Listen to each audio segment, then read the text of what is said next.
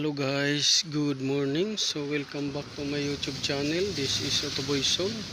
So mayroon tayong idadiagnose na Kia Rio. So Kia Rio to. So ang issue nito guys ay aircon. So maingay yung aircon or compressor. So check natin kung saan galing yung diferensya. So dito kakalugin lang ninyo tong damper. So ayan, itong damper ay kalug. Ayan, dalawa lang to guys ang cause nito, basag or napunit yung damper. Yan. So yan yung problema nito, maingay yung damper. So check natin ito kung basag or napunit yung damper. Ayan o. Ayan, naririnig no yung ingay. So yan yung ingay ng damper. Ayan. So check natin yan, bubunutin natin tong compressor, titingnan natin kung anong magagawa natin dito. So una, siyempre ay didrin nyo muna yung preyon. Ito, didrin nyo yung preyon. Tapos check nyo rin kung may mga ginawa na sa ibang shop. Yan. So ito, nung tinanggal natin yung takip ay may singaw siya. Ito yung valve, ayan o, nagbabasa. Ayan, sa high side to may singaw, tapos sa low side may singaw din yung valve. Ayan, low side singaw din yung valve. So dito medyo mababa ng konti yung preyon, dahil dito dapat nasa 100 yan, ito rin nasa 100 dapat. So nandyan lang siya sa about mga 95. So unang proseso natin gagawin ay i-drain natin yung preyon. Pangalawa, itong belt tatanggalin natin. So dito tayo mag-adjust sa alternator para matanggal yung belt. Tapos pangatlo, yung pipe doon tatanggalin natin. So susubukan natin na sa baba natin ilalabas, tapos tatanggalin natin yung cover doon sa baba. So ganun lang ang proseso ng pagtanggal nitong compressor. So yun lang guys, sundan nyo lang yung video. So tatanggalin muna natin yung compressor. So bago natin tanggalin guys yung compressor, oo, at saka preyon, so kailangan may buti kayong malinis para ma-check ninyo yung system. Baka mamaya may black oil na. So mahirap pagka huli na ninyong nalagyan ng buti, dahil kailangan ng prove na video kung may black oil na sa system.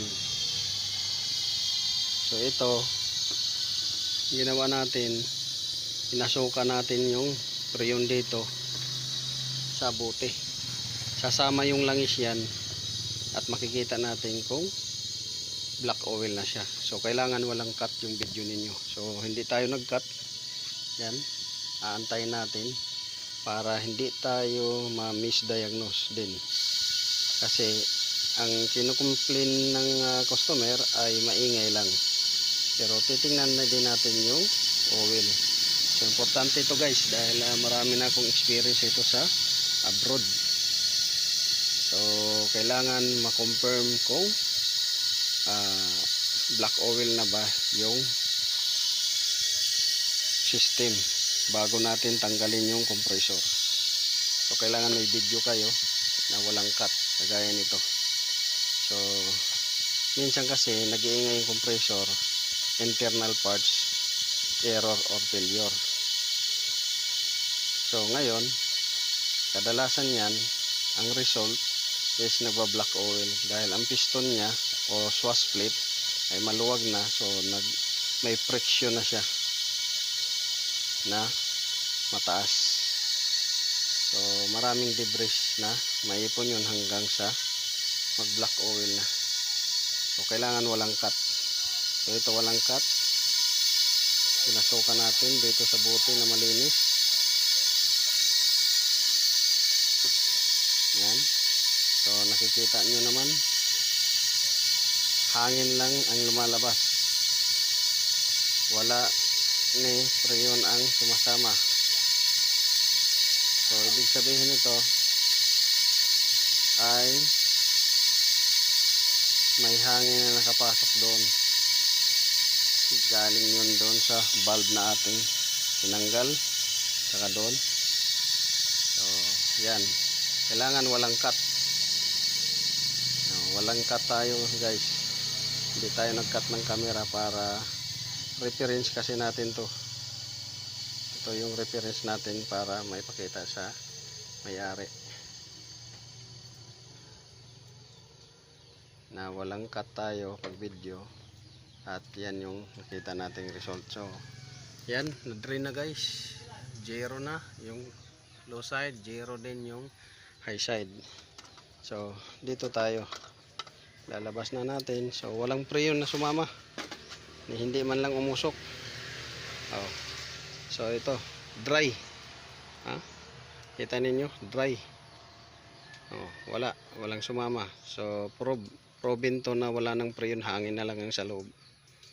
So yun, ngayon tatanggalin natin din yung compressor. So ito guys, kuha lang kayo ng open, ganyan yan. Yan, para matanggal ninyo yung belt.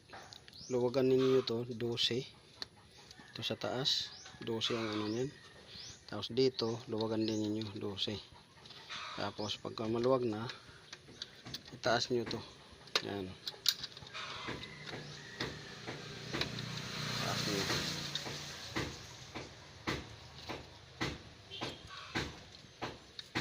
So pagka naitaas na ninyo yan, yan, tulak nyo lang to.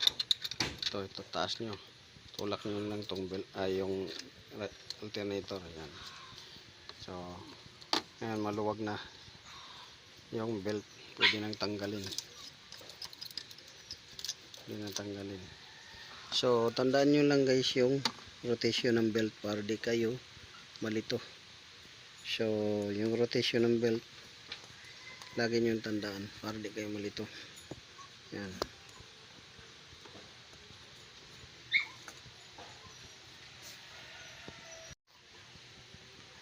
Tapos pwede na ninyong iiwas to. Iwas nyo. Yan. Pag naiwas na ninyo, natandaan na ninyo yung belt kung saan yung rotation nya, pwede na ninyong tanggalin yung belt. Yan. Ito, pwede na ninyong tanggalin. So pwede nyo itabi lang dito. Tabi lang dito ninyo para di mawala, hindi naman yan malalaglag. Yan, tabi lang ninyo yan. Tapos dahil wala nang belt, isama na ninyo pag check din yung kagaya nito alternator. Isama din ninyo pag check to alternator dahil natanggal ninyo yung belt. Sama ninyo yan kung mayroon ba siyang abnormalities. Tapos yung pump, water pump, yan, downward upward, yan, check ninyo downward upward. So itong water pump nya ay mayroon ng kalug. Ito water pump nya, upward mayroon, downward mayroon. So palitin na rin tong ano na to. Tapos yung idler bearing, ito check din ninyo to, itong idler. Yan. So maluwag na rin itong idler nya, idler bearing. Yan o, sumasayaw na. So maluwag din.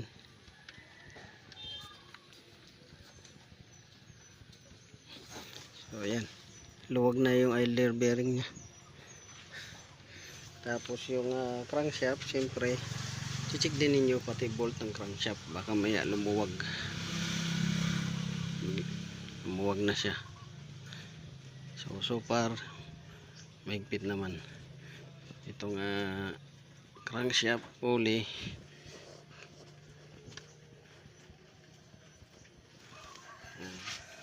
So ang napansin lang natin is water pump, tapos crankshaft idler bearing, water pump at saka idler bearing may abnormal clearance na siya. So pwedeng palitan na yan siya, depende sa may-ari. Makatakbo pa to ng mga 2 months bago bumigay ang bumigay yung idler at saka yung pump, dahil may alog na siya. So dito sa alternator, check natin to pag mahigpit. So ngayon tatanggalin na natin tong compressor. Yan, una dito tayo. Yan, yung mga bolt na yan na 14 sa pipe. So ito guys, nabunot na natin yung compressor nya. So nabunot na natin. So check natin dito sa butas, madumi. Tapos dito may konting dumi rin. Ngayon ito yung anuhin natin. Ito. Yan o. So damage yung damper nya. Yan, damage. Ngayon ang gagawin natin dito, dahil na damage, titingnan natin kung magawan natin to ng paraan. Kasi na damage yung damper niya. Yan.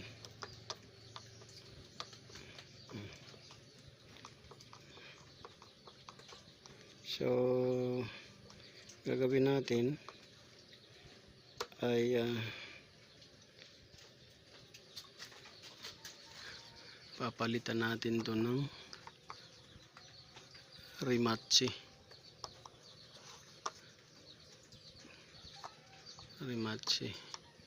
So tanggalin muna natin tong damper nya. Ito.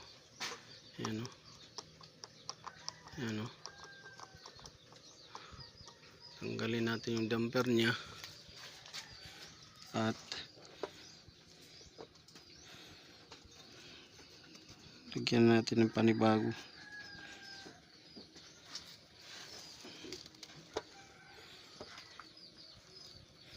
So itong compressor na to ay modified na ang compressor na to. So ngayon gagawin natin, ayusin natin to. Ayan o.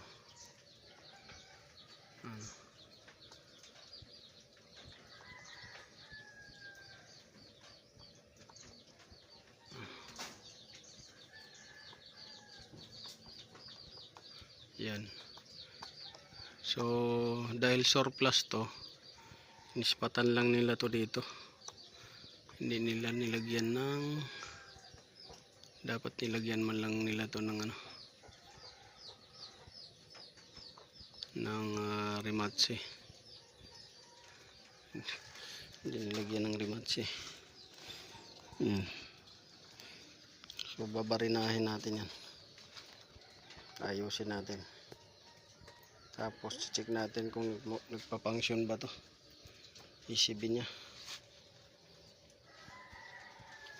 Ayan, sundan nyo lang guys yung video.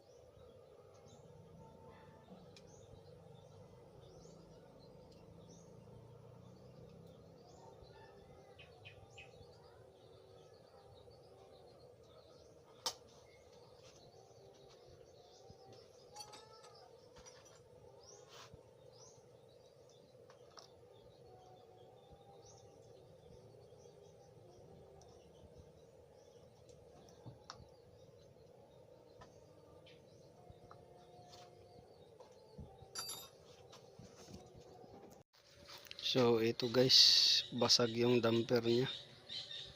Yan. So ito yung mga dahilan kung bakit hindi lumalamig yung aircon ninyo at maingay yung compressor nyo. So yan oh. Yan, basag yung damper niya. Itong washer naman manipis na. So ito guys yung damper na sinasabi ko. So dapat yan, yung kanto na yan at saka ito magkarugtong yan sila. Magkadugtong yan. Dapat ito dugtong at saka yan dugtong para sumabay ito pag ikot. So, sabayan sila dahil ito siya nakadikit sa compressor shaft. Yan o.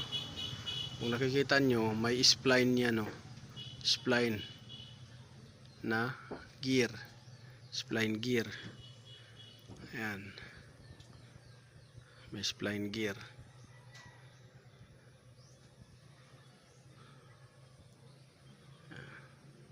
So dito may nagbabasa na yung shafting niya. Parang compressor oil itong lumabas dito. Yan. Compressor oil yung lumabas. So ito yung sinasabi ko. Pag naputol yan, tatlo na yan, hindi na iikot yung compressor ninyo. Kasi ito siya, yung spline na yan, gaya ng sinabi ko, naka-attach yan dyan, kain yan dyan sa may compressor shaft. Ngayon kung putol na yan, ito naiiwan to, ito lang ang umiikot, itong sa labas umiikot yan, kaya maingay. Ang resulta, mag-iingay siya. Ayan o. Yan. Dapat nakasentro yan, ganyan. Ngayon naputol, ayan o, putol. So ito siya sa gitna maiiwan, ito lang iikot sa labas kasama nung pulley. Ito pulley, kaso naputol din dito. So ang dahilan nito, ang una nito is ito yung naputol, ito yung unang naputol. Yan, yan ang unang naputol niya.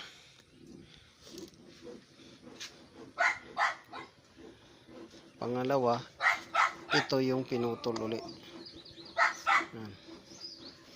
So yan. Kita nyo yan. So tatanggalin natin to guys ha. Ito nga damper nya. Yan. Tanggalin natin, ayan o. Yan. Nandito pa yung isang kaputol. Yan o. Ito. Yan pa yung isang kaputol niya. So amoy langis. Ito, langis. Lumabas na yung langis dyan. Compressor. Yan. Lumabas na yung langis niya.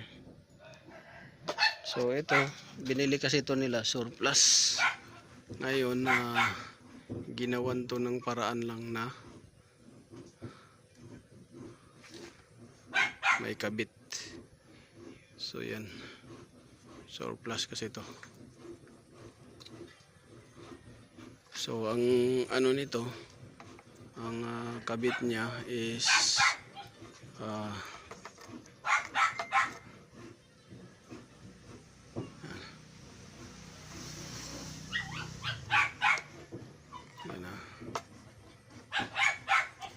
so yan, ganyan siya. So ngayon papaalam natin to sa may-ari kung bibilhan na lang na yan ng assembly nito, dahil sira na rin yun, damper nya, at itong primary damper nya to, tsaka ito secondary damper, sira na rin. Modified lang kasi nila to, minodified. Yan.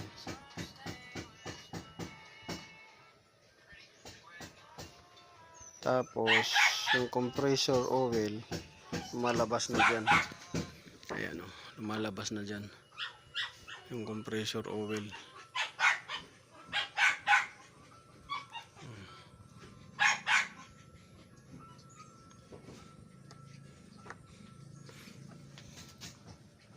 So yan yung gagawin natin ito. Paalam muna natin kung bibili siya ng panibago or surplus uli. Kasi umabot na rin yata ito ng 1 taon sa kanya. Tapos surplus original to. Tapos ang gagawin natin, kung maaprobahan niya ng bago, mas okay. Pero kung hindi, ito papalitan to ng repair kit dahil lumalabas na yung langis. Tapos ito, bibili din siya. So yun lang yung tatlong option lang, bili ng bago or bili nitong clutch, uli, pati yung damper at repair kit. So repair kit, damper assembly, yan yung option remedy. Pwede rin palit ng bago na lang. So yun guys, ganyan lang mag-check ng compressor na clutchless. Clutchless to guys, Kia Rio. Parehas din to sa mga Hyundai Accent, yan, hatchback, sedan, Rio, hatchback, sedan, yan. So yun, papaalam na lang natin to sa may-ari kung anong balak niya. So this is the Autoboyson. Sana'y nakakuha kayo guys ng konting kalaman. Sa mga may sasakyan dyan na maingay yung compressor, lalo na pag clutchless, baka basag na yung primary damper nyo at yung secondary damper nyo. Tapos pagka yung nawawala naman yung lamig, baka mamaya isinuka na dito yung oil. Ayan o, sinuka na dyan, sira na yung seal niya dyan. So yun lang guys. This is Autoboyson. Maraming salamat. Good morning. God bless you all. So mayroon tayo ditong ni-repair na isa. Dahil ito basag dati. Basag din yung ganito niya. Yung primary damper. Basag. Kagaya nito. So mayroon tayo dito ni-repair. Ito. Yan. Ni-repair natin yan. So nilagyan natin dito dahil sira na yung primary damper niya. Kaya ginawa natin ng paraan ito. So ni-repair natin. Ayan o, parehas lang silang itsura. 3 tornilyuhan, 3 rimatsi. Dito 3 tornilyuhan, 3 rimatsi. Ito yung sinasabi ko na dapat sumasabay yung gitna. Kasi clutchless nga to. Kaso nung dati naiiwan yan. Ayan. Kaya ginawa natin ng paraan. So yan, naka-weld na yan siya. Naka-weld. Parehas na parehas yan siya. Yan. Pati dito. Parehas.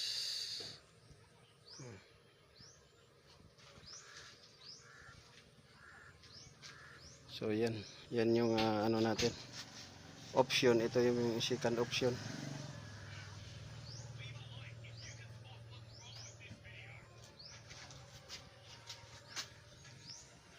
Dito, yan may mga rimatsi dyan. 3. Dito, may rimatsi din. Ito kasi yung bumigay. Yung rimatsi. Bumigay siya. Tapos, nagsusuka na rin ng langis pala dyan.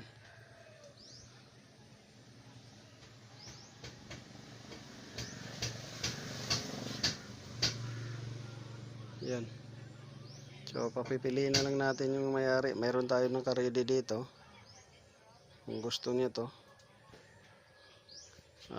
ni-repair na natin yan. Ginawa ng paraan. Yan. Dapat to sumasabay. Yan. Or bili siya ng bago. So yun.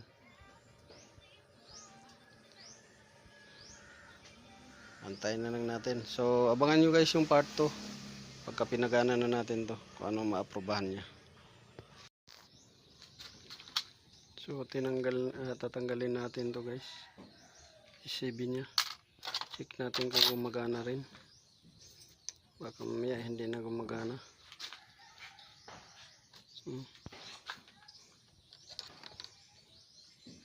So ayan. May black oil na. Ayan. May black oil na siya guys.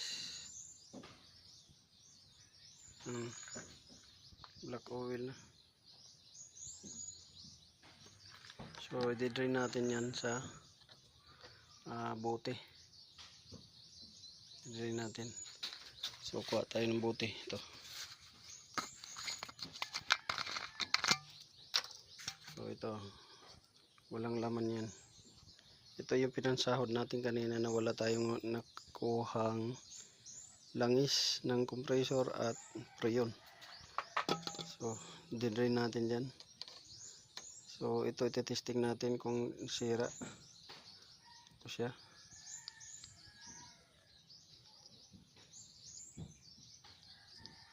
I-drain natin.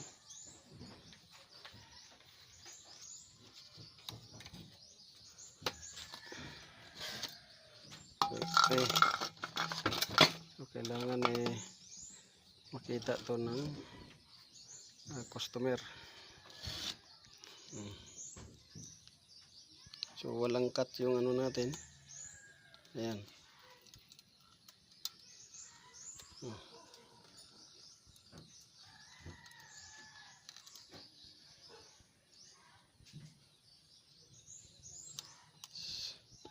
Ayan.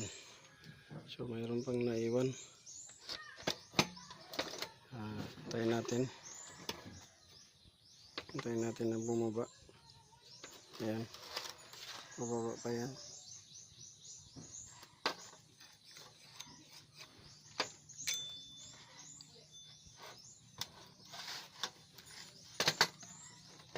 Okay.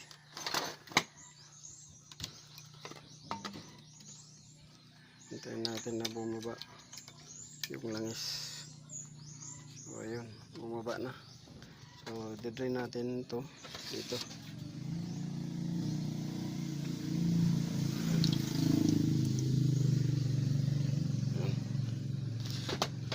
So walang cut yan guys ha.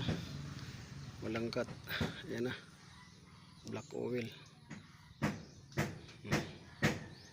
So hindi rin talaga yan lalamig kung ganyan contaminated.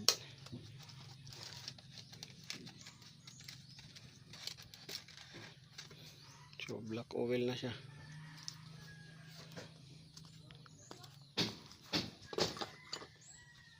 So ito ititesting natin to kung gumagana. ECB.